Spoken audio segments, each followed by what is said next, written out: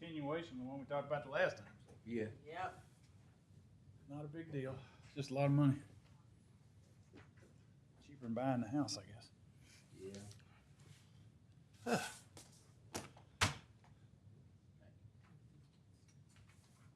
Did you sign in? I did. Ooh, sorry.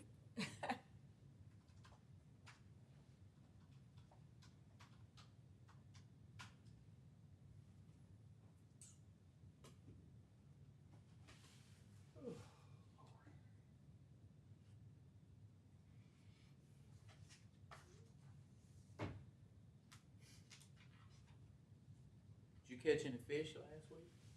I did not try. I'm not a fisherman. So you wasn't going for fishing? You No, just... I was going for grandkids and kids. Oh, okay, okay. We had my 2 kids and their wives and our 5 grandkids. My sister and her husband and her 3 kids and their spouses and her 3 grandkids. So Okay. 22 of us in the house. Really? Oh yeah. Oh my goodness. 22? Yeah. How many TVs y'all had? They were never on. Really? Hmm. Wow. That's something. Now my son's wife is extraordinarily organized, and we had a spreadsheet of when, what you were supposed to cook and what nights you were responsible, and that's kind of how it all got done. Okay. We got there on Saturday, and I think it was my night to cook supper Sunday night, and so basically after Sunday night, I didn't have to do anything other than help clean up, which was nice. What you cook? 2 different kinds of pasta. I made chicken spaghetti like my mama used to make, and I made a dish that my daughter likes with pasta and greens. Really? So yeah. Wow. So you can actually cook? James, I was the cook at my house the whole time my kids were growing up. Really? Yeah.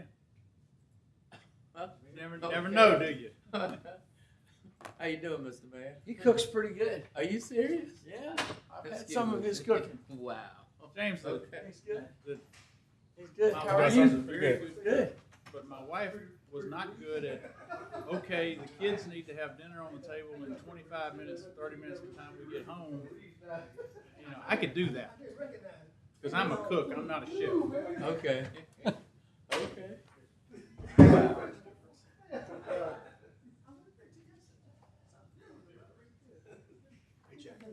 Way back years ago. Oh, no, sir.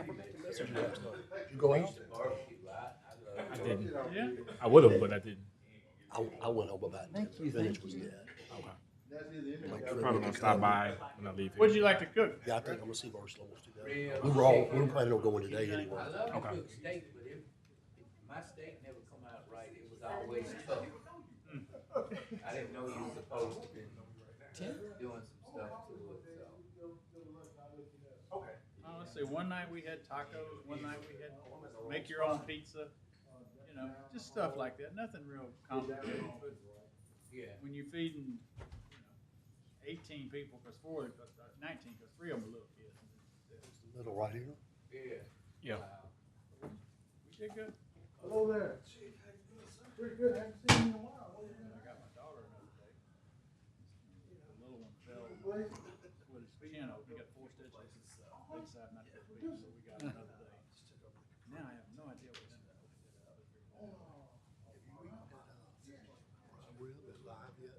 Oh, yeah, I saw you. Yeah, You yeah. had a drink there. Yeah, we haven't tried the food yet, though. It's good. I know you had that big prime rib. Yeah, we split the problem. Yeah.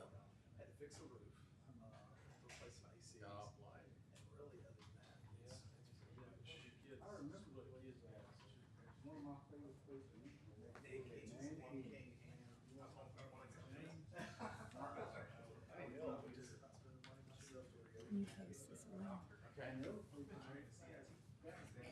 You need everybody to sign?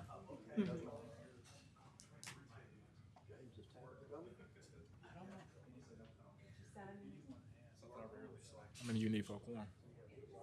They all have to be on the committee or just the 3 of us? No, they got to be on. Well, you could start, but you just can't vote. Okay. You can still start it. You can start now. You just can't vote on. You can't vote on approving the agenda. Okay. But you can start whenever you get ready.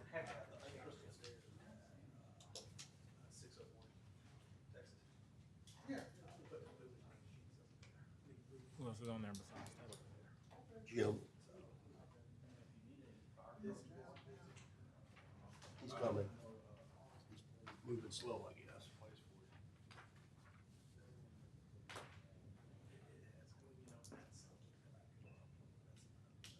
You may lose your voters because you gotta leave for a risk management meeting. Oh, they went ahead with the risk management? Yeah, it's gonna be at 2. We got a quorum of that, Mr. Chairman. Good. Okay. So when you get your voters, He can't vote. he's not on the meeting, on the committee. I just happened to Jim and me. But you can start anytime and get ready. Okay.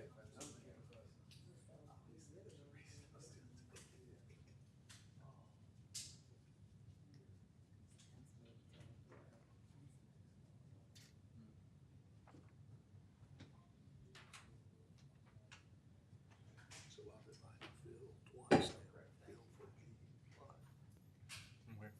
Phil, the pyramid. Oh, yeah, He sends me these videos of all those people bothering us with the road. So that's on the agenda again. And then yeah, they want to complain and nobody wants to come speak. What business? He's running the G-spot for Gillette, the daiquiri place.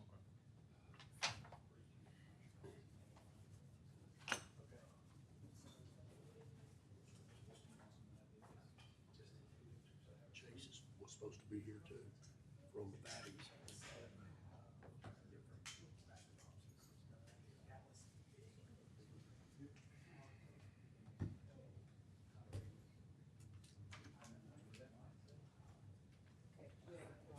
There she is. Hey. How you doing? You, patriotic. Yeah.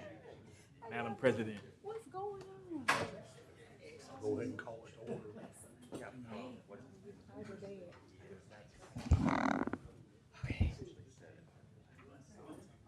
Glad you could, Thank you. glad you could join us. I'm glad I could join you. It's been a struggle.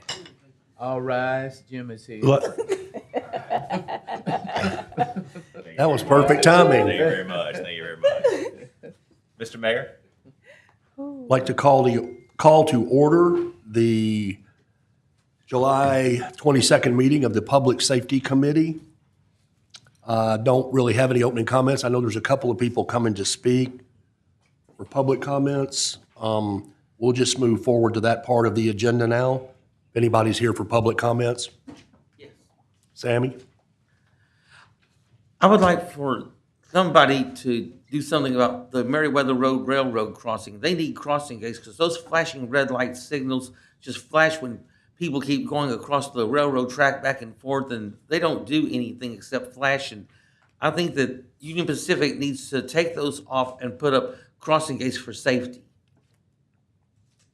Thank you, Sammy. Tim?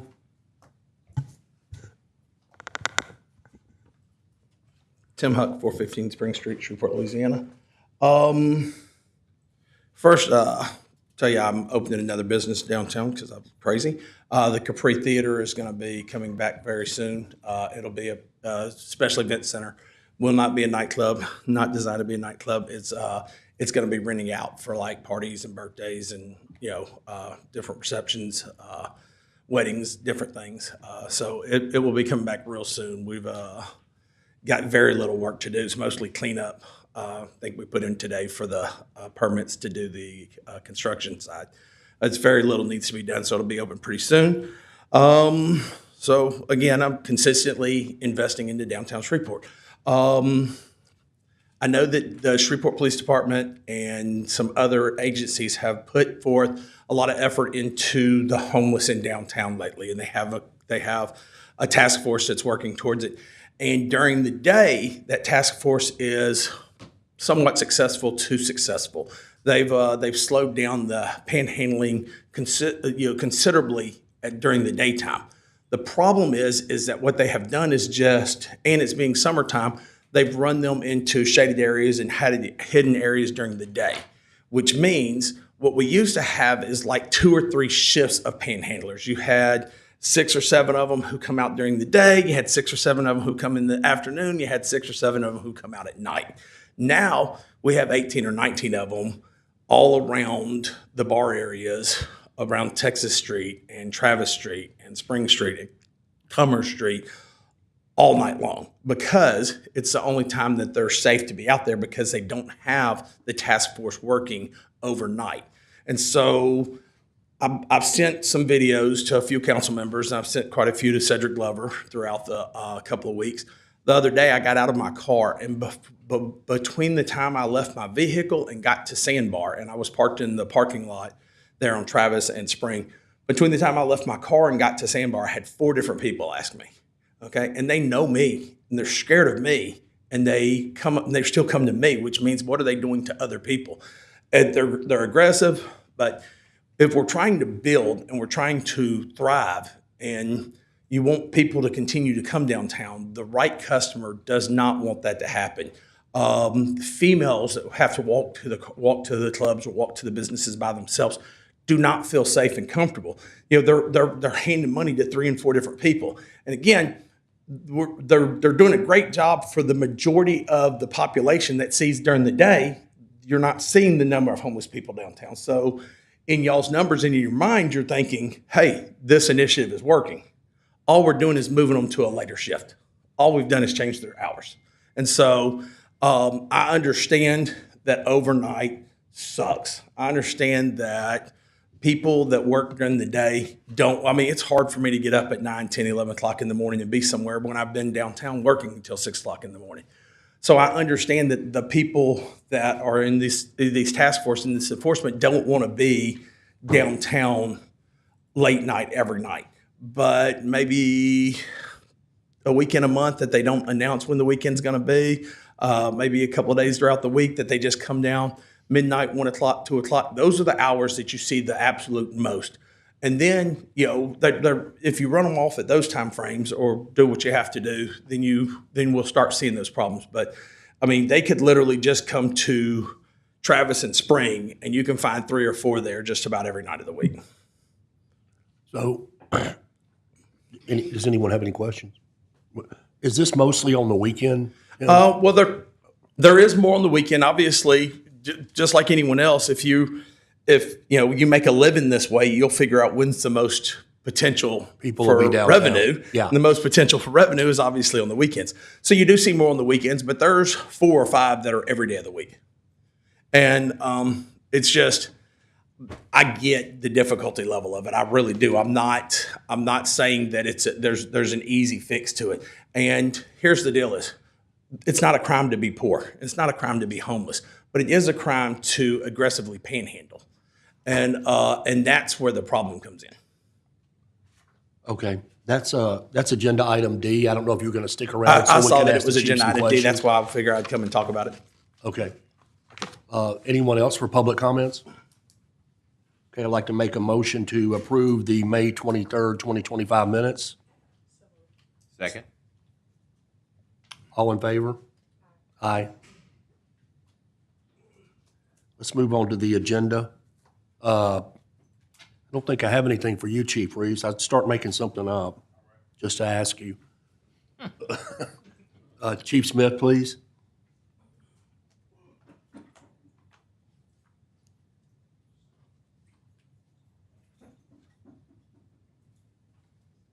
How are you, sir? Good afternoon, everyone. Good afternoon. Afternoon, Chief. Agenda item A, Chief, is the expiration date for the Tyler Report Management System that we currently use. The Tyler RMS contract was signed by the mayor December the 11th, 2020. This was a 5-year contract, so it expires December the 11th of 2025. So it will be up for renewal later on this year. Okay, I think Councilman Talaferro wanted this added to the agenda. You had some questions, Yeah. Councilman, about how we're going to move forward? Yeah. Thank you, Chair. Chief, you and I spoke about this, and Yes. I've spoken with numerous officers regarding the Tyler system specifically. And just for the record, I'd like you to explain the difference between the Tyler and the RMS. Because I know that the council voted to approve approve funding to get our officers the best, I think, best on the market hardware and software through Axon. And now we're at a juncture where I think we need to kind of follow through with giving them the best tools possible. Sure. And that is because the Tyler system is expiring.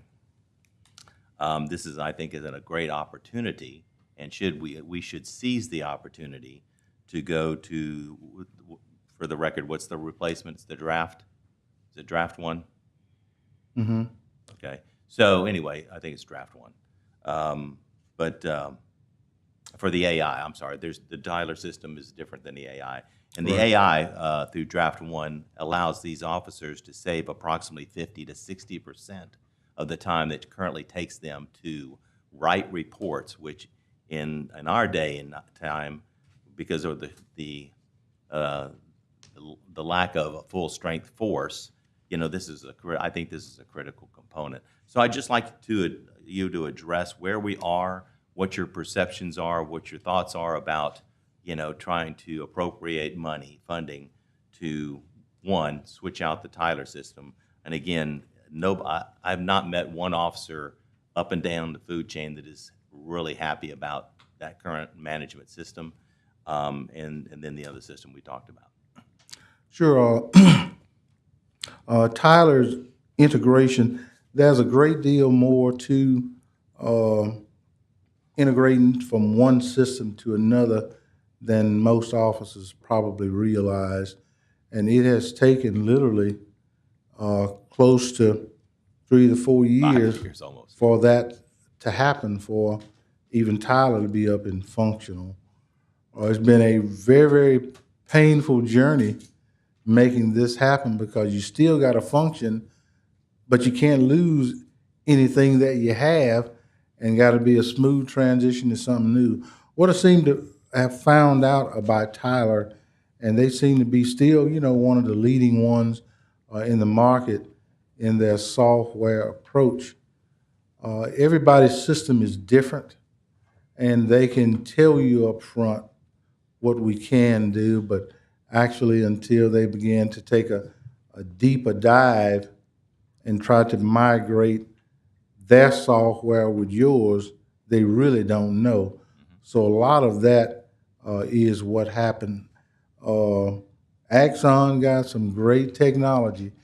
The AI stuff is becoming more and more popular, where there's less typing to do, less handwritten, and more voice recorded or transcribed data. So we will evaluate it all, and closer to that time to be able to come up with a recommendation. But keep in mind, it took Tyler nearly 5 years to get to where we're finally functional.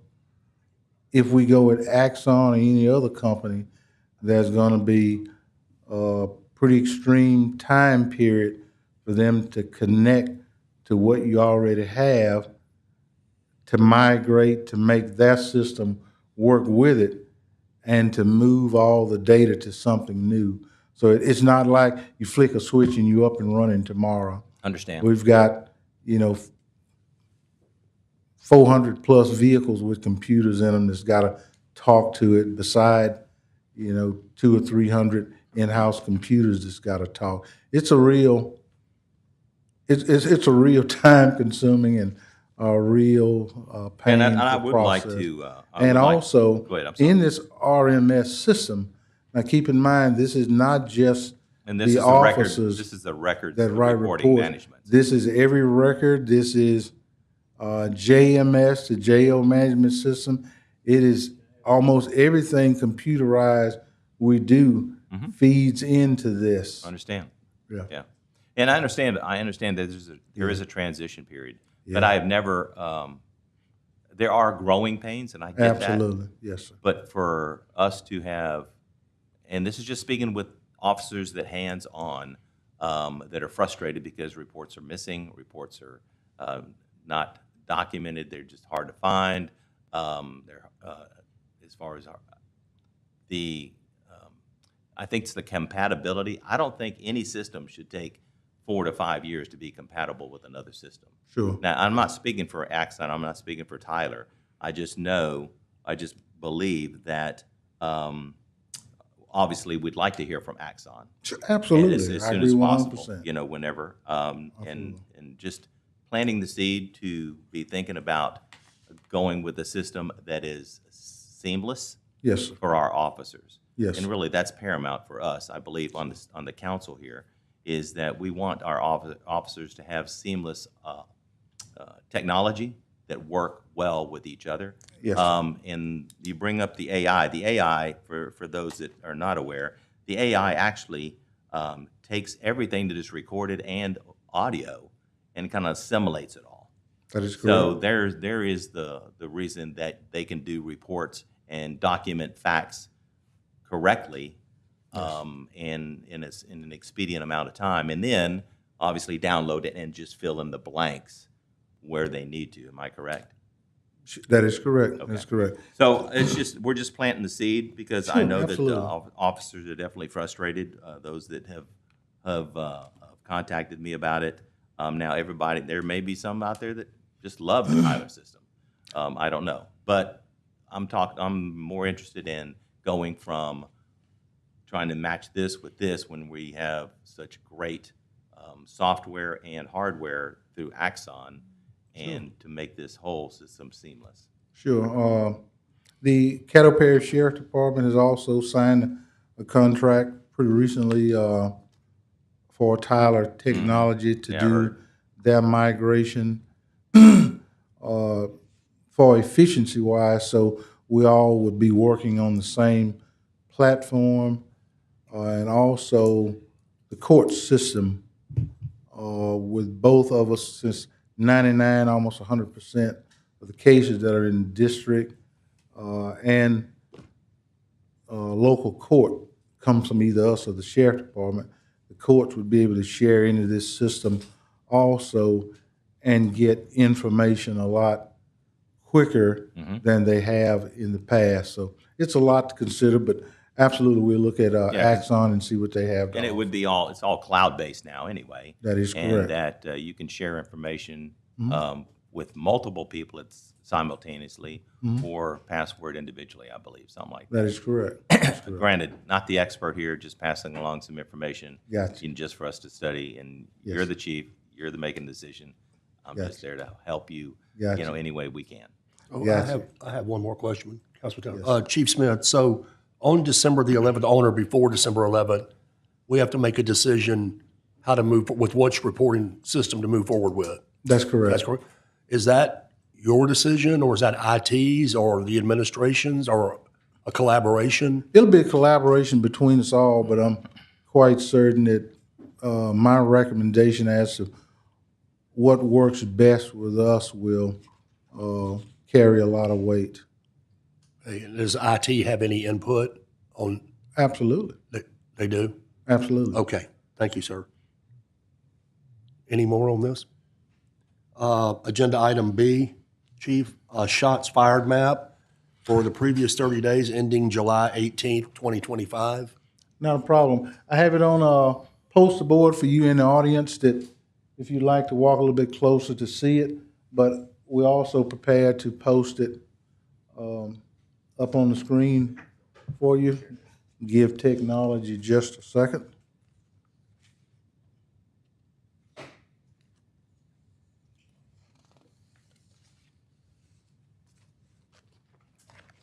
And what you're seeing is for the past 30 days as you requested.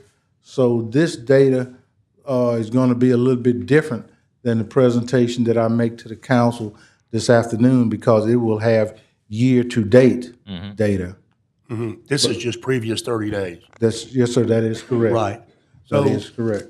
the reason I asked for this, Chief, is this, I know when you give your presentation, it seems like most of the statistics are trending downward on shots fired, burglaries, homicides, so on and so on. The past 30 days, is this shots fired, is this a normal number? Is it up, down, level? I would say it's a down number. It's down from the previous 30 days? Yes, sir. And it's down obviously from 2024. That is correct. Okay. I can't quite see all that from here, but Okay, I can tell you, in policing, Shreveport, we're subdivided into about 12 districts. And the graph that you see has the shots fired by district. And as you can see, there is no district throughout our community that is untouched by this. District 1, which is in the Martin Luther King area, North Shreveport, you see there was 18. In District 2, which is Cherokee Park, only 4 reportings within the past 30 days. District 3, which would encompass Lakeside and Allendale, 15 reportings.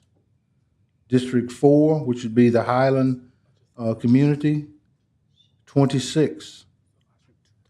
District 5, which is more part of Broadmoor, 21. District 6, which would be part of Broadmoor, part of Ellaby Road, 14. District 7, which is the Queensboro area, 27 reportings. District 8, which would be the Moortown community, 21 reportings. District 9, which encompasses the West Shreveport, Pines Road area out that way, 36, which is the highest reporting of all the districts. District 10, which would be around the Sunset Acres community, 19. District 11, which would be, for the most part, West Cedar Grove and Cedar Grove, 28 reportings, and Southern Hills, 28 reportings. Councilman Jackson? Chief, how are the shot fires calculated? If somebody discharges a firearm twice, does that count as 2, or does that count as 1 occurrence? Each incident counts as 1.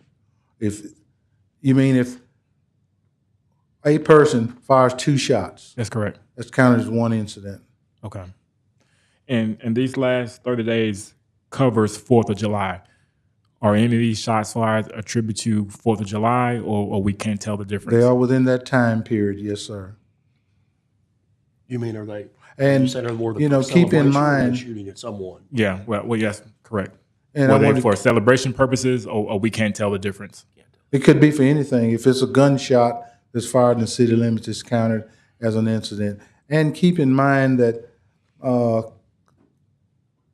during the month of July is probably one of the highest months because of 4th of July of reported weapons being fired in our city. I would say the 4th of July, that night is probably the highest single day or night of reportings of gunfire, and that is included in this figure. And I'm pretty sure your ear is trained to tell the difference between a firecracker and a gunshot. But is the average citizen's ear can tell the difference? Possibly, possibly not. I would doubt it very, very seriously. So I think But either way, if it's reported to us, we'll investigate it with the most serious intent in mind. So some of these reported shots fired, I think where Councilman Jackson's going is might have been fireworks. Absolutely, absolutely. But it's reported as shots fired, so that's how y'all use it statistically. That is correct. Yes, sir. Got it.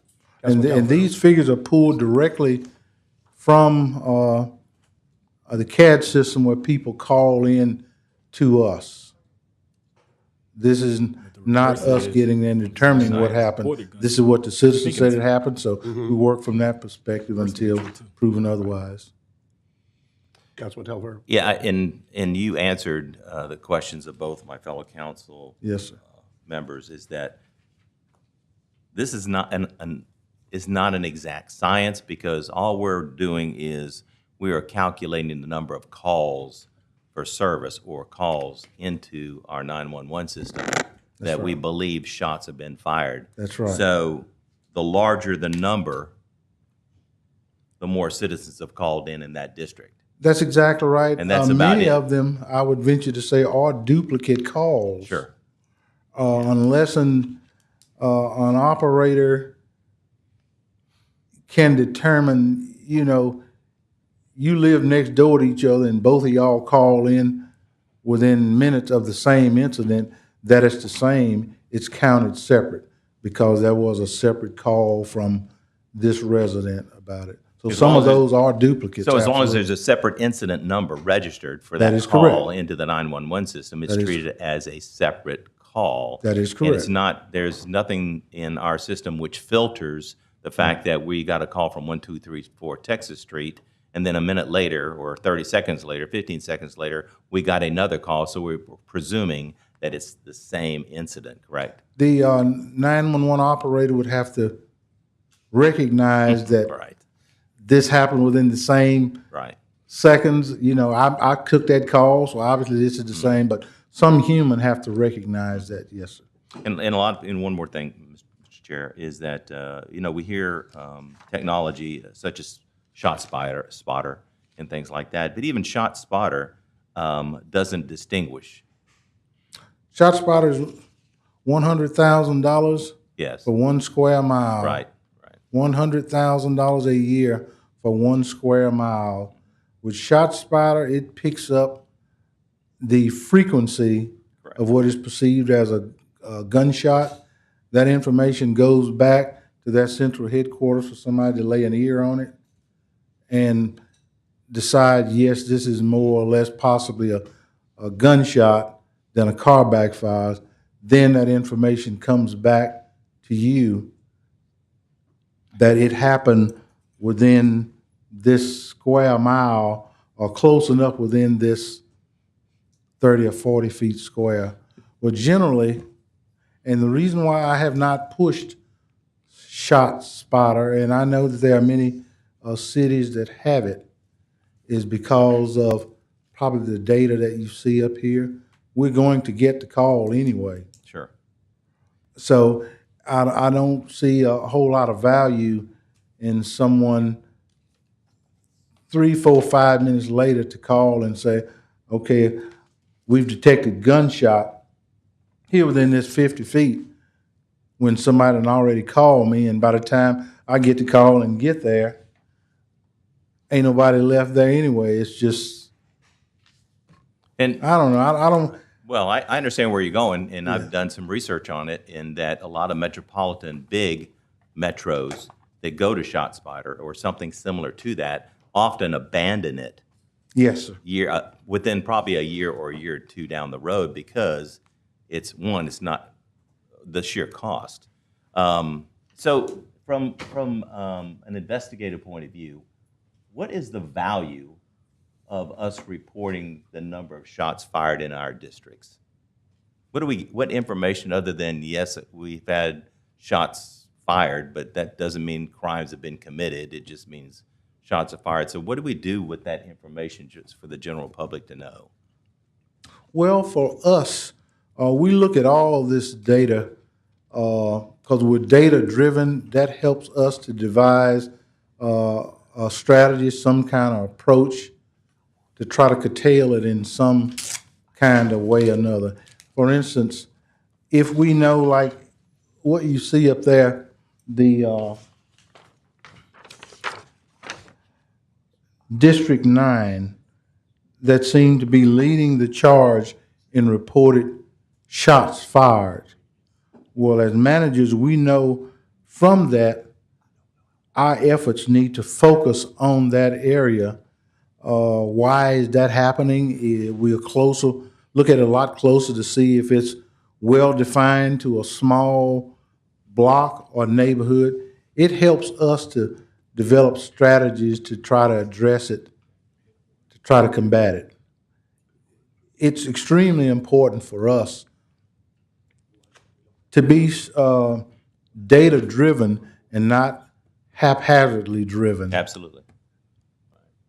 I can tell you for sure when someone may call next week and say that there was 10 officers out off of Pines Road, and they was stopping everybody, and they stopped me and took my gun away from me.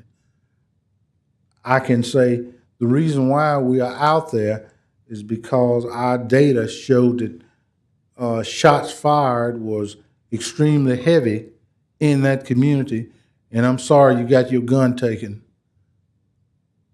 I hope you get it back before I chop it up. I understand. Thank you, Chief. I appreciate it. Sure. Mr. Chair. I'm finished on that item. Do you have anything? Agenda item C, Chief, and I see that Shelley has arrived, Ms. Regal. Yes, sir. Security measures, since our last meeting, security measures at closing time for our public parks. Have we made any adjustments to that since the last incident? We've been closing Ford Park at 7, I believe, instead of it being closing later. And I'd like to add to that if I could. In our last session, last council meeting, we talked about cameras out at Ford Park.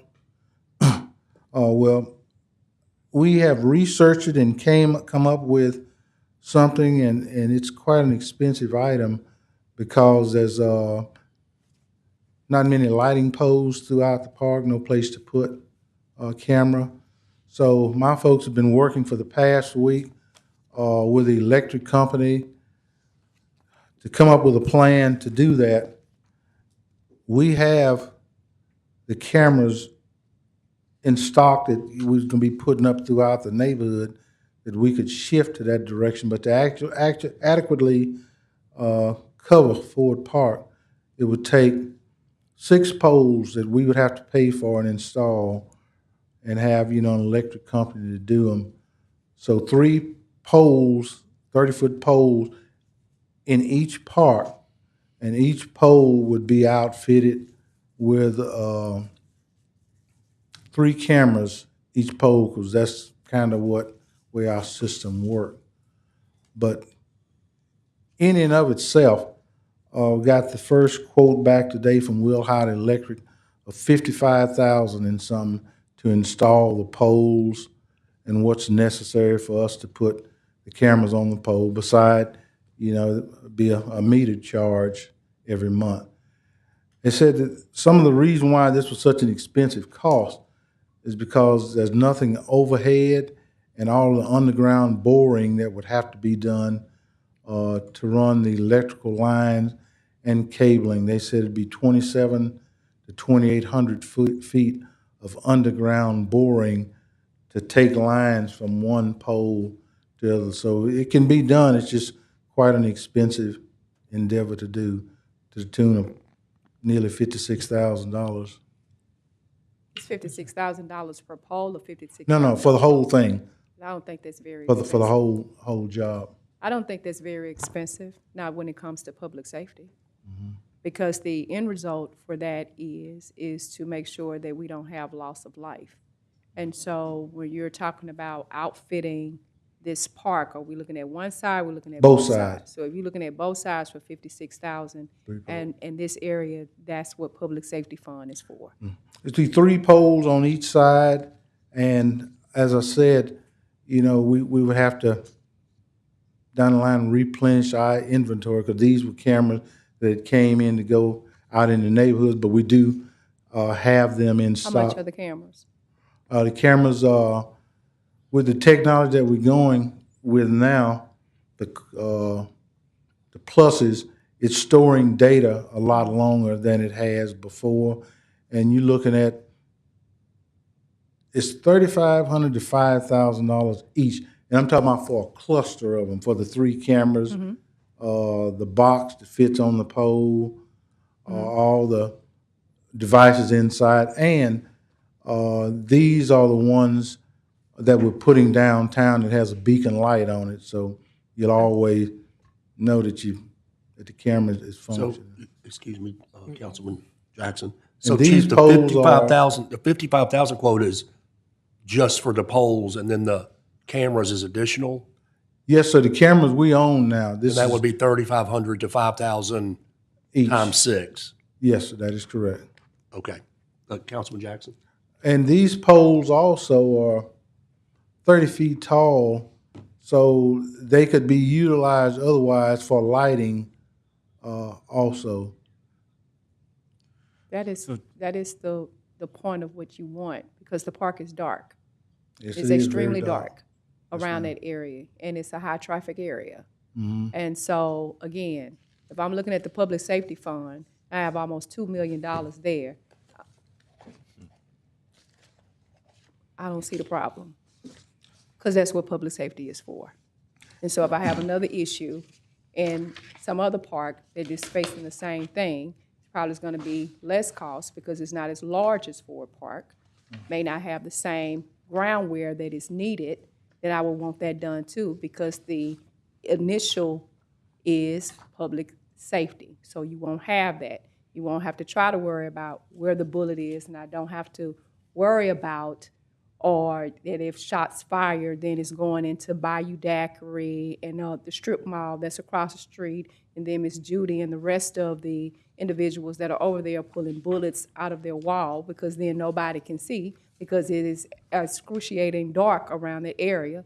And then it's a public safety as it relates to you all as well, and whatever is adjoined in those particular neighborhoods. So I actually think that it's a small feat of what you're looking at, probably less than $100,000 to go and outfit a park where people are going to be used in long after we're not even here. And I do have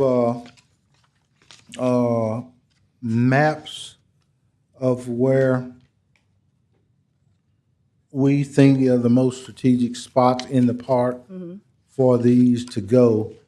And this is what Will Hyde Electric looked at and based their estimates on setting poles at these locations and pulling power to them.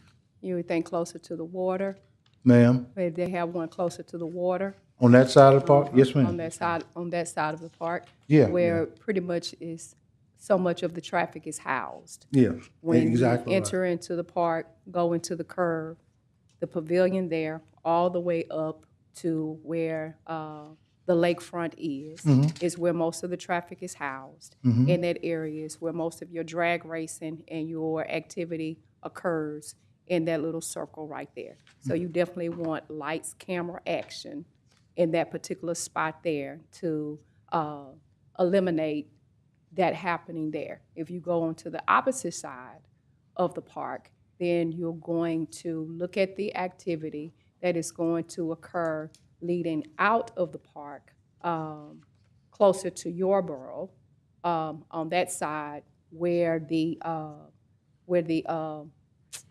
baseball stand or kickball field, wherever that is, that's where you're going to most of the activity on that side. It's one, we got a pole right there. Correct. there. So you can have that, or you can see any activity that will lead out into the street off of your borough, and then on the lakeside as well, again, facing towards South Lakeshore, so you would gather all of that activity that is going on the inside of the park. The pole positions are triangulated in a fashion that our cameras are just about a 360-degree coverage. It will get most of the park. Correct. It was $55,525 is what Will Hyde Electric's proposal to do the work. Yeah, Chief, and I agree with Councilwoman Taylor. I don't think we should spare any expense when it comes to public safety. I don't feel like a dollar amount should even be a concern. My question is two things. Now that the parks are closing earlier, what are we doing to ensure that the parks are closed? Are we doing regular patrols to make sure nobody is staying after hours? And do we have a plan in place for the next big holiday, which I believe it's Labor Day, especially if these poles are not installed prior to then? Cross Lake Patrol, our Lake Patrol, Marine Patrol headquarters joins that park, and they are there in the afternoons at nights to close the park. And we'll be, without a doubt, assisted by the patrol officers that patrol in that area. We are, in the last allotment of vehicles, about 5 pickup trucks for Cross Lake Patrol officers. When they are not on a boat in the lake, they're in those trucks patrolling the perimeter of the lake, the neighborhoods, and assisting with calls. So they are there. And you see them, Ma'am? and they're doing it. Oh, well, thank you so much. They love their pickup trucks, Yeah, I by love the them way. too. I see them quite a bit. I have not. These are marked police trucks. Yes, Oh, ma'am. yes, they're marked, Just marked like- police trucks. I know you want to call up Ms. Regal, but Chief, so these Cross Lake patrols have been coming to assist your regular patrol officers at the closing time? Yes, sir. Okay, because the last incident, the problem, I believe, was you didn't have anybody to send at closing time. And it was too many people for the SPAR employee That to was close one the of bar. That was one of those unusual times when just wasn't nobody there. That doesn't happen too often, every day in a perfect day, but we have them there now. Okay, all right. Shelley, would you come up, please? Councilwoman Taylor?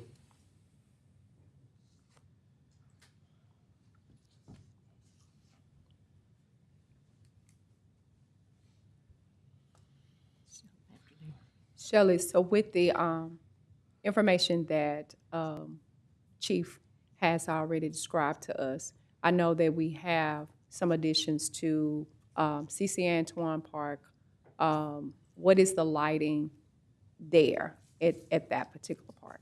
CC Antoine currently has lighting. Okay. We're looking at the new addition to make sure it's going to be well lit. The current park is well lit. It's got baseball diamond there that has lighting that we turn on every day. Do we have any other parks that are dark? There may be some areas at Airport Park that we want to look at. The area where people normally gather, there's lots of lighting there. In front where we close early before dark, that may be the only area where we don't have light. We've been discussing, you've talked about opening and closing. We use a company to open and close, and it's imperative that we have the support of the police for closing times at parks. Because without them, our guy's out there, he was out there the night of the incident. Right. And he couldn't get it closed because Right. there were so many people there. And he does call in, we keep records of that, so we have all of that information. The police have now decided they're gonna close the park. Ford Park used to close every day at 7, and it used to be closed every Tuesday. It was a maintenance time, it was just a time to close. We are in the process, part of our bond issue was to do asphalt overlay in some of our needed areas. One is the boat launch, the other is Ford Park. Right. There's been a conversation in our department about whether the park still needs to be a circular path. Maybe it's now a different use. We have a hard time keeping people off the grass, out of the park, from doing damage to the grassy areas. Maybe it's time, instead of going back in there and re-asphalting it the way it is, maybe it's time to look at, do we stop traffic? And you don't have, part of the problem is it becomes an area that you can cruise around very easily. Right. So we're looking at that too. I think you and I discussed this, but just to say about the lighting from Ford Park side, we're using all the pavilions, the existing pavilions. We're using the existing barn that we have there, our maintenance barn, to install lighting. So we should have adequate lighting in the park. And we're working on, we have an ordinance now that allows that park to be closed at 8, along Right. with several others. But we're going to work on our ordinance as a whole for the parks, because there's a lot of things in there that we need to update. And we'll look at all the park closing times in general, not just Ford, but for now, Ford's closing at 7. With the upgrades that are going to be done, I know we're gonna have upgrades at David Range, you're gonna have upgrades at Bill Cockrell, with the swimming and with the water parks. Is then lighting going to be increased in those areas as well? Yes. I know that we put cameras at some of our recreational centers, correct? I think we're at the point everybody has cameras, Okay, and all our pools have cameras, okay, and all the lighting at the pools has been upgraded. If you go to a pool at night, even though we're not open, they're Right. very well lit up. At the pavilion area that's by David Rains, is there lighting back there where the basketball court is closer to Yes, the street? 'Cause yes. I know they're think doing so. all of the construction on David Rains, so I would definitely want that area to be lit there because it's, the backdrop are trees and along the walking trail. Okay, we'll make sure that's lit. As we start talking about future holidays, one of the things I've talked to the chief about is that we know in general where young people go during weekends. They might start at Ford Park, but if we're there, Right. they're gonna leave there, they're either going to David Rains, Hattie Perry, Correct. or they're going to or airport. Yeah. And Don't so- have many issues like at Mamie Hicks or anything like that. There's a pretty area, we're back there closer to the airport with the lighting that's there. So that's what I just wanted to make sure. In the more darker areas, I know Airport Park has a darker area It's there. in the front, yeah. And you definitely want to try to light that area up just to stop that traffic. Because the more light that you see, the better it is. I have a question along this line. So let's just say the parks all close at 7 or 8 p.m. There's very few hours other than in the winter. What exactly is the lighting for? To make sure no one's in the park? Or, Because my park is pitch black. okay, but they're not supposed to be in there at all after 7, correct? That doesn't mean that they're not gonna go. Okay, Well, and so we're using the lighting for security to go. Correct.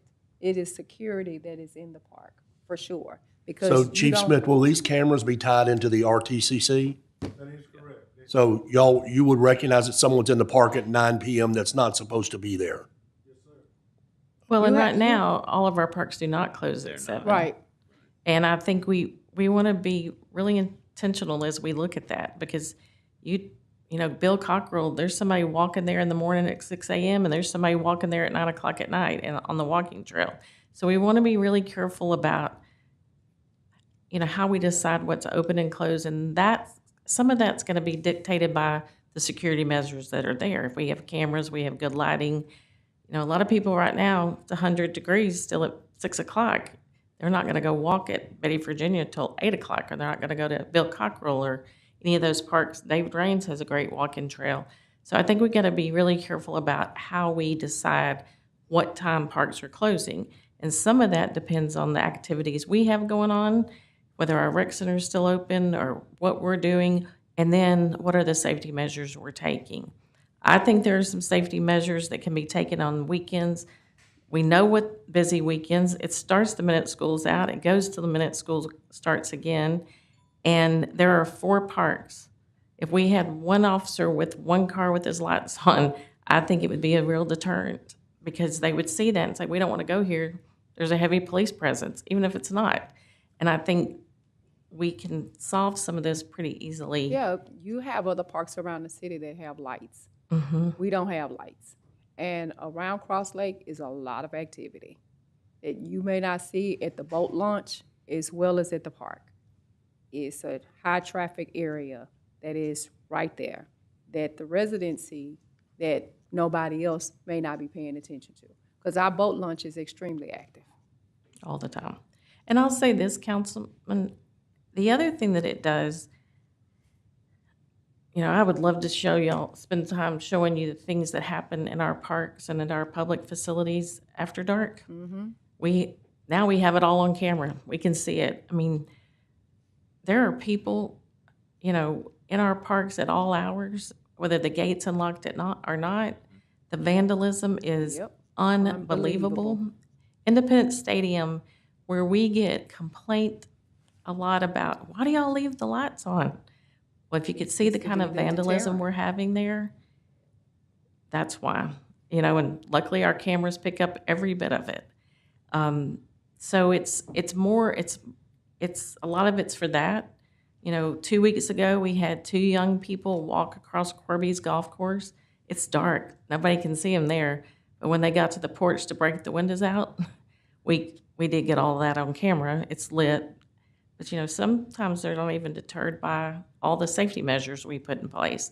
But the lighting helps, I think, with some of that, that vandalism. One of the places that we had a lot of problems at one time was Anderson, over by Anderson Island.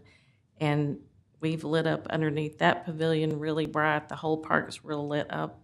And I think it's helped over there because we were having some vandalism. We have a camera there too, where we had vandalism on the bathrooms about 2 weeks ago, and we have really great photos and pictures of the young men who did it. So that was during the daytime, so we didn't need lighting for that, but we do have cameras in just about every location that you can imagine. And I So- don't want our parks, especially by the water, to be another mechanism for sex trafficking and sexual activity that'll occur in that area, because it can be frequent, and you are close to that particular corridor where those things can actually happen. Councilman Jackson? And Shelley, you brought up a good point. We don't want to take away the parks from everybody who's using the parks for the right reason. You mentioned somebody walking at 5:30. I mean, I used to be that person trying to get exercise in before they go to work. They feel like the park is more safer than walking in their neighborhood. So we don't want to deter that. But we still want to make sure anybody that's coming to use the park for any activity they shouldn't, that those are captured, those individuals are quickly apprehended or asked to leave, because that's not what any of our parks are supposed to be for. Correct. You're right. Councilman Talaferro? Thank you, Chair. A couple of things, and this is kind of, you and Chief can tag along. So just to educate me, what are some of our darkest parks, like with no lighting? Well, I think Ford Park is probably. Ford the is number- probably the, and And so my this is question would also be. large. It's a very large park. And like I said, up until about 3 years ago, Right. we closed it at 7 o'clock all year long. It got to where people were wanting to use it more and more. When I first came to Shreveport to to the job here, I can remember people talking about Ford Park being, nobody goes to Ford Park, nobody uses Ford Park. Well, I'm here to tell you it gets used all the time. It's used all the time. I think perception of Ford Park changed over the last 20-plus Right. years. And what we don't want is for people to start feeling that way again. So this incident that happened a few weeks ago is devastating to the work we had done to get to this point. And so, there's just this fine line between safety, public safety, and then still being able to enjoy your park. So somewhere like Ford Park had always closed early enough that lighting wasn't an issue. Now we were staying open later, and I just think good lighting helps with vandalism and some other things. Absolutely. So I think we should be working our way to that. Okay, at so places that was like my Ford. follow-up question, is that we have identified an issue, and we know why the issue is, so therefore it's our responsibility to correct that issue. Right. And so we are moving towards getting lighting, adequate lighting. Right. And Chief, these cameras that we have, they're not infrared, are they? No, sir. Okay, so herein lies the issue. If it was infrared, I wouldn't be that concerned, but they're not. So they require on ambient lighting, whether it's a full moon or whether it's lighting, to actually pick up an image worthy of the police department to either capture and identify and promote to the public for, an arrest.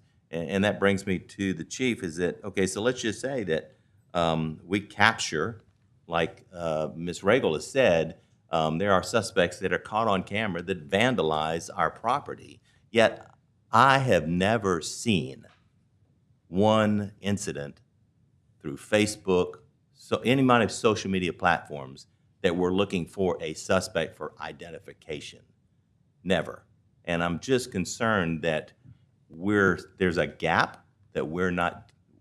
When we have cameras and we boast about the cameras and they're capturing these people, but yet you don't hear anything about it.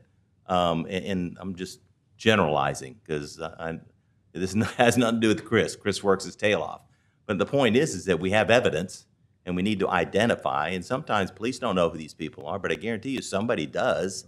And of course, we all know that's where Crime Stoppers typically comes in. But we all also know, and maybe the public doesn't know, is that an investigator has to call Crime Stoppers to get Crime Stoppers involved. They just don't automatically get involved.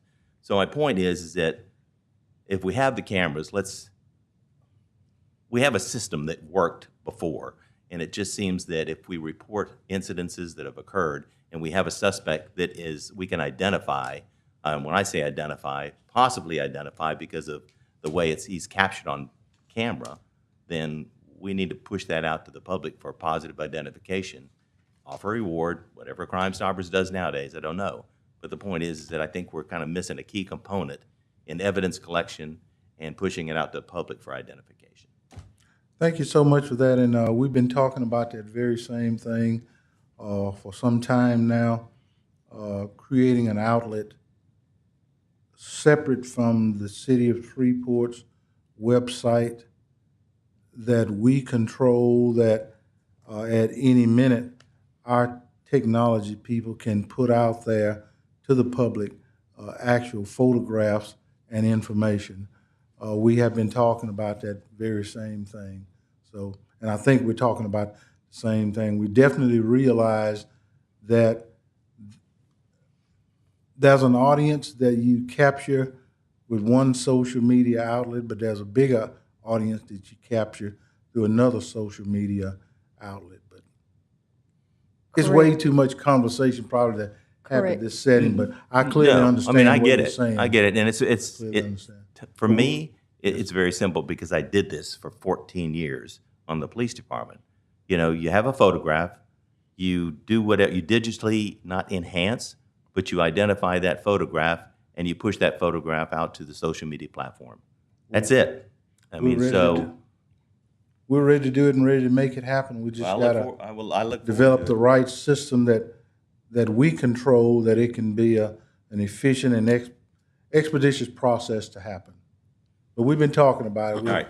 Well, I look forward to being a part of that conversation. Sure, absolutely, This is a passionate thing for me. absolutely. Thank you, Shelley. Thank you, Shelley. I think we'll move forward on the agenda. Agenda item D, panhandlers, loitering, and open containers, primarily in downtown. Chief, we had some public comments on this earlier. Say that again now, I'm sorry. We're on agenda item D, panhandlers, loitering, and open containers, primarily in downtown Shreveport. I've gotten several videos since our last meeting of people standing on street corners with the big 1.5 gallons of alcohol, passing around, drinking it. I guess we'll start with the question, when a patrol officer drives by and sees someone with a bottle of alcohol, what's the procedure? Enforcing many laws is at an officer's discretion. I cannot tell you why one would pass by somebody like that and not take action. Only that officer in the car would know that. But they are not prohibited in any fashion from enforcing any law or ordinance on the book. We encourage them to, but much is at their discretion. Chair, Councilman Jackson.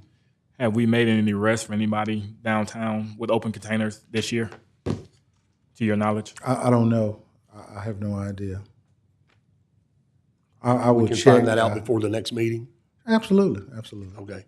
I can tell you this, the mental health unit has identified 29 homeless individuals downtown by either responding to calls, complaints, or riding the district and making contact. Each person was given resources and information about shelters. 5 camps have been disbanded and campers have been moved elsewhere from downtown. Every time a camp is located, Hope Connection Street Outreach Team has been notified. Of the 4 camps, 1 ended in 1 arrest after 5 attempts to peacefully resolve the complaint. So far, none of the camps have returned. While most complaints are given at the time no crime is being committed. The mental health unit did a walk around downtown with the VA and handed out resources to 6 people located in the Red River District. Mental health unit did contact CADA Mobile Crisis for 2 subjects who were homeless and in crisis. Mental health unit has contacted 2 subjects panhandling at Lake and North and Spring Street, given them resources and moved them on with warnings of arrest on the next contact. The mental health unit rides downtown contacting businesses and addressing any homeless or mental health issue they may have. Mental health unit has identified 2 homeless males in criminal investigations downtown, one leading to a felony arrest of parking meter damage, and one where no charges have been filed at this time. RTC, Real Time Crime Center, caught vandalizing parking meters on this very street, Travis Street, and was short time later, that communication was immediately transmitted to the officers in the downtown area, and that person was apprehended very close by with a pocket full of quarters and dimes and the screwdriver that he broke into the parking meters with, several parking meters. So, Chief, this mental health unit that you're referring to, I think we're going to go back to what Tim touched on earlier. What hours do they work?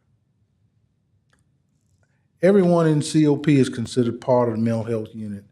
That is not one person, Lieutenant Bowman, that is not one sergeant. It's everyone that's in that unit is considered a part of it and sharing those responsibilities. Most police officers are trained in crisis management. So the mental health unit is not just one person. It is not just one subset of people. It's everybody. But okay, do they work Friday night at 1 a.m? No, sir. The officers that are assigned to work regularly downtown, that's 6 officers downtown. But the ones who deal mostly with the mental health crisis, the COP people that are here during the daytime. Okay, apparently, according to what Mr. Huck said, the daytime has been effective. And now all of the panhandling or the majority of it has shifted to night.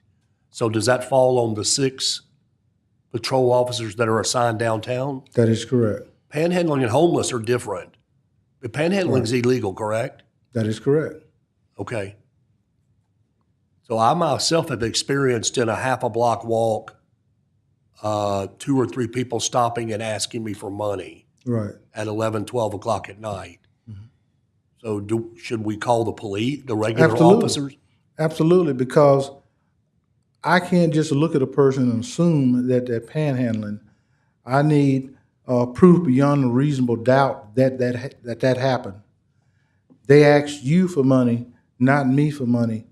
So if you would call, if you are the complainant, is willing to sign the affidavit, we're willing to make the arrest, because you are the one that has the evidence beyond a reasonable doubt that you have to testify that this person panhandled from me. I can't do it, a police officer, because he ain't asking me for money. I cannot give a defense attorney leverage to say I've discriminated against this person because of their financial status, because I don't know. They ask you for money, not me, and we'll be happy to make the arrests. What about along the lines of loitering, and I've witnessed this also at night downtown, someone with a couple of shopping carts set up on a sidewalk. I guess basically they made a house out of it or camp, and they blocked the walkway. It is against the law to impede traffic, either in the street or on the sidewalk, impede someone from moving. But it is a public street and a public sidewalk, and in the absence of violating any law, you have the right to be there just as well as anyone else.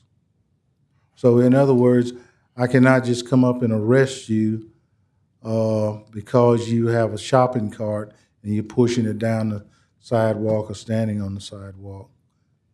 It's a public thoroughfare and you have the right to be there. So the shopping cart can just stay. What if it's not moving? If you're not impeding traffic, it doesn't matter whether it's moving or not. If the normal flow of people can get around you. Said they got a clear pathway. Okay. It's a slippery slope. I know that we go over time and time again with what you face. I clearly understand that. But certainly, any violation of the law, if we got a legitimate reason to intervene, we will do that, without a doubt. We'll make an arrest at any time. If you the complainant, we'll be the complainant. It's just like for disturbing the peace. I'm a police officer, and you can't disturb my peace, but you can disturb your peace if you're willing to be the complainant. If someone panhandles you, we'll make the arrest as long as you sign the affidavit, because I can't testify to it happening. Only you can. Chief, I know that you all talked about the open containers downtown, but I'm concerned with the, well, not so much concerned, but I have seen more DWI operations, and that has been a concern Yes. of mine. And it seems like you all have quite a few collaborative partnerships We do. with the sheriff and state police as it relates to that. Has it yielded a lot of the results that you're looking at? Because it takes a lot of those drivers off the street. It does. It's saving lives. Each year we apply for grant funding through the Louisiana Highway Safety Commission. It's a collaborative effort between us, the sheriff, and the state police. We have to have, I think it's one DWI checkpoint per quarter, Okay. and one driver's license and insurance check per quarter. So that's two Okay. around our city. And we use data to decide where we get the biggest bang for our buck. And certainly, that is not necessarily for making arrests, but reducing accidents and injury and fatality accident. So yes, ma'am, we have a great cooperative effort between our other law enforcement partners that look forward to us working together on these. But it is effective, and we've been doing that for so many years. I don't even remember how long or many years it has. Matter of fact, we have an RV which we call a Batmobile, which was purchased through the Louisiana Highway Safety Commission, which Shreveport has possession of it, where we actually take it out to these locations and process people on the scene for intoxication instead of bringing them in. Are you all still doing the activities in the school that you all would have at the fairgrounds with DWI accidents and the effects of what happens when you're driving while under the influence? I know at one time that we had that. Do we look to restart that program again? Because I think that, you know, situational awareness is important when it comes to that, and then letting young people know what the effects of that is. I don't know how much we're doing out in the schools. I know we partnered with the Caddo Parish Sheriff Department, and we have an officer along with the state police and Caddo who's positioned at the sheriff's safety town. We have the DWI mobile on there where you can get in it and feel what a 5 mile crash feel like. And most of the safety education is coordinated for kids Okay. out of the sheriff's safety town, but we have representation there. Okay, thank you. Sergeant Hicks is out there, Okay. Shannon Hicks. We're going to move forward to agenda item E, Chief. Status of the police substations on Kingston Road and Monkhouse Drive. Monkhouse Drive, we expect within this week for them to hand the keys to us, and we're hoping by the end of the month, the first week, to be up and functional. And we will be announcing at some point or another after then an open house for the public to come out and see. The two holdups right now. We ran into a ventilation problem where the humidity wasn't right and the pipes was sweating and ruining the ceiling tile. And we have an electrical problem that we got to figure out. On the outside, the new electrical systems, the service panels set away from the building. The service panel by code has to have a disconnect, and the new one's got a key that when the key is on, you're transferring power to your building. Here's the thing, with the key on, you can't take the key out. This past weekend, someone figured that out, turned the key off, which shut down complete power to the entire facility and stole the key. So we have to figure out some different way for that So to work. we built this building brand new, correct? Yes, sir. Yes, sir, we did. And it's some electrician thought this was a good idea. Evidently. Was Evidently. this over 1.5 million? The building's beautiful. Yes, sir, it's It awesome. looked like to me it was ready 2 months ago, It's awesome. It's awesome. But yet we're not using it. No, sir. It's down to the HVAC system, which I'm assured is gonna be fixed this week. And, my project manager, I told him, get in touch with the electrical contractor yesterday and tell him that this ain't gonna work. You can go outside and the key have to stay in the box that's setting apart from the building. When you turn the key off, it shuts down power to the entire facility, and they stole the key, so he had to go find some more. Mr. Dark, have we paid this electrician? Shelley has a different version. We have it backwards. Shelley may have a different view. It sounds a little different than it is. That all has to do with the generator and the generator switch. It is a key that helps to transfer power between the switch for the generator and the switch for the power for the building. It is the way it is designed, and it has to do with the way electrical code requires that for your generator. We are asking if there is a way to make that more secure. It can happen in any building, because most buildings only have a pull switch. It's happened to us at the Independence Bowl before, where somebody thought it'd be funny to pull the power. You can do that out there. Part of that is getting that enclosed. Funny enough, the person who turned it off was someone who was just walking around out there, and they have recovered the key from her, and I think she's been arrested.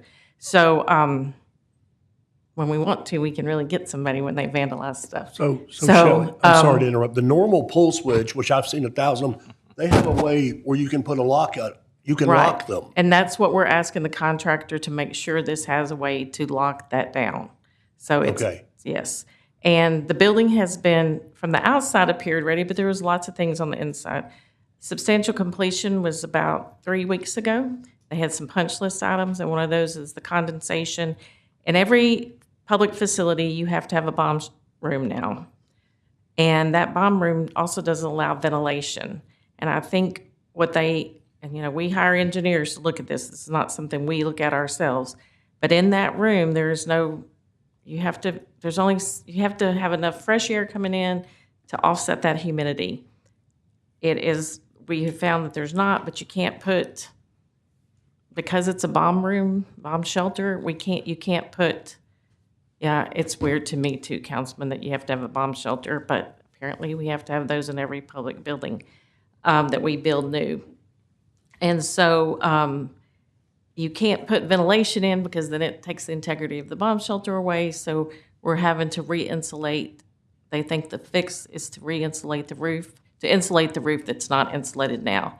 We are addressing that in all of our next builds so that we don't have this problem again. Okay, so while you're up here, can we get, between the two of y'all, an estimated date that there will be a ribbon cutting at the Monkhouse Station? We are hoping that the ribbon cutting is for the end of the month. They have furniture. There was some furniture that has been moved in, and we wanted to get this condensation addressed before the ribbon cutting. The end of July?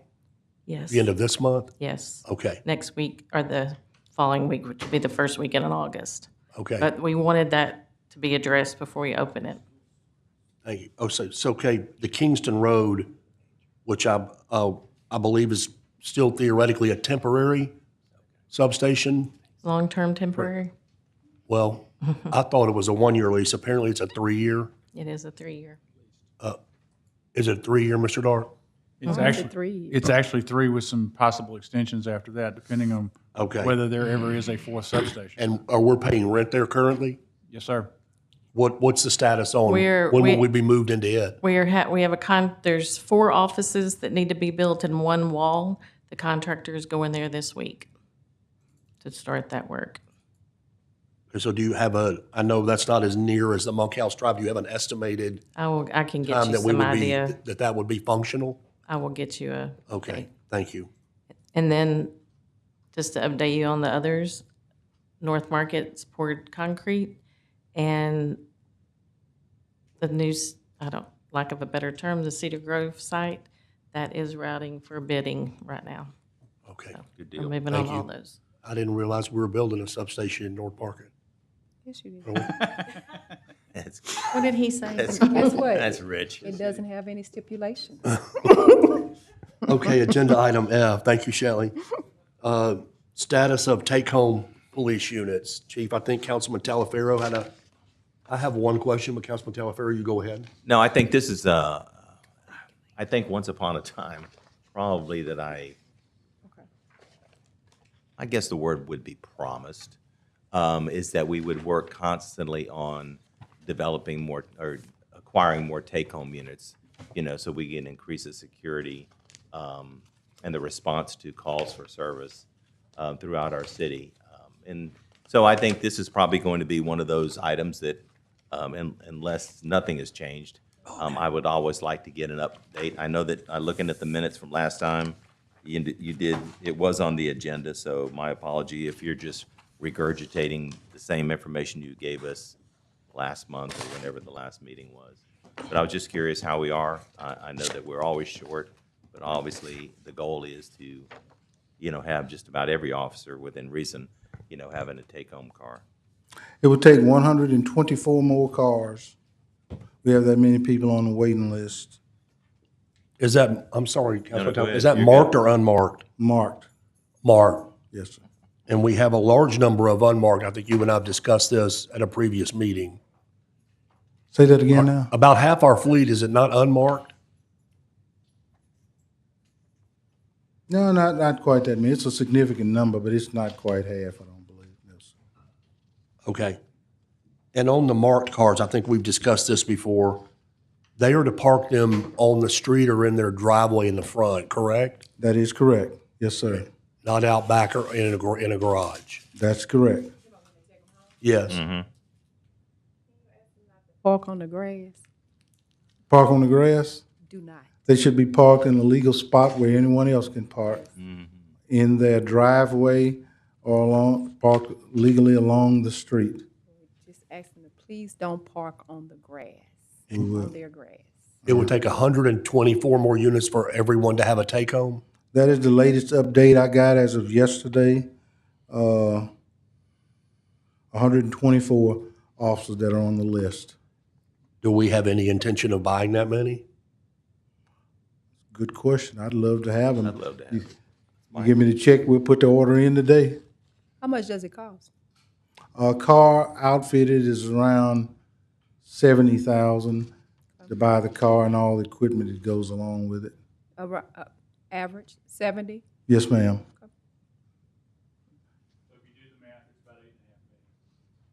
Okay. Right, that- I think that should somewhat be a priority.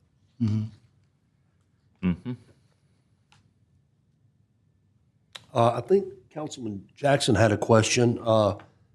Of the units that we currently have that are take-home marked, what's the radius? So are we considering 1234 Texas, like, that's headquarters, obviously? How far away from that can they take them? As it stands right now, anywhere within the corporate city limits of Shreveport, and some extend outside of that with special permission to do so. You got to be a K-9 handler or an SRT team member or some on-call critical position to take it outside of that, but only with my permission to do so. What we have not ever established was a radius outside of the city limits for those who were not in a critical position. And- I did at one point or another presented something, y'all, with some ideas. And that's what I was, Mr. Chair. At one point, didn't we redefine the center of the city so we could actually do this correctly instead of 1, 2, 3, 4 Texas is, I mean, you're already in Bossier before you even hit West Shreveport. And then if we took it from the epicenter, you know, wouldn't our calculations be a lot different as far as take home? Where we would have more take-home cars within the city limits, I would think. I don't know. I thought we redefined something like that once upon a time. Well, we took 1234 Texas Avenue before, because already as it is, if it's in the city limits, it Right. doesn't matter where you live, you could take it. But it Someone stole the electricity. prohibited some people who may live a Right. few blocks, less than a mile or whatever outside the city. So the only kind of fair way to do it was either to set a limit so far outside or to find a radius. And if you live within this radius, do it. Because if you went with the letter of the law, then Anderson Island or parts of our districts that really are kind of in Bossier That is would be correct. off limits. That is correct. Yeah. I agree 100%. So I have a couple. Just Go ahead, Councilman Telefer. I just like something. It kind of bothers me a little bit on our panhandlers loitering open containers in downtown, and I think I forgot who actually brought this up. Is that why don't our officers write citations for open containers X, Y, or Z? Open container is a misdemeanor or a felony. It's a misdemeanor. Misdemeanor. It's a misdemeanor. Urinating in public is a misdemeanor. Misdemeanor. So in your career, because I'm speaking from me as well, misdemeanors, if someone's committing a misdemeanor, obviously I have the right to stop that person. And in stopping that person, I develop, well, there's reasonable suspicion, I develop probable cause to go different, right? That's correct. So this is an opportunity for our officers to not only just deal with the open container, but actually run this person through NCIS or NCIC, is that this person may have a warrant for other issues, right? That's correct. So therein lies the issue that I have, is that if you're going to go out there and police, then go police. Right. You know, just don't pick and choose. Sure. Now, long gone are the days where we used to stop people with alcohol on the streets and dump it in the gutter and say, be on your way. Now, if there's a misdemeanor, I think it's incumbent upon them to take action on behalf of our citizens to develop reasonable suspicion, probable cause that this person on the outside isn't what this person is really up about. And so I'm going to encourage us, to encourage our officers to, start dealing with the panhandling and have issues with, when we look at the shopping cart, it's just a shopping cart. That shopping cart, I guarantee you, was stolen at some point somewhere, because they're being left at all of our bus stops, Yes. in the ditches. Yes. And it is a difficult issue, not only for our city, but nationwide. It's Yes. a big issue. And so therein lies another another reasonable suspicion tool, that where'd you get that shopping cart? And if they really wanted to, they could empty that shopping cart and take it from them, because they're in possession of stolen property probably. I mean, they don't have to know it. They have to know it. I understand that.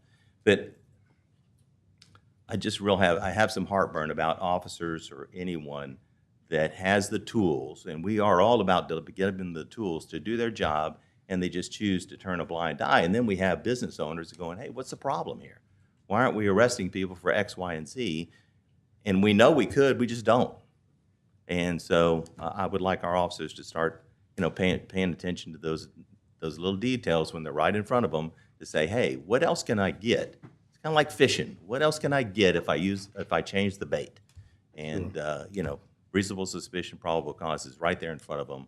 Sure. They just have to utilize it. Thank you. Councilman Green, did you hear I'll tell you the bad news later.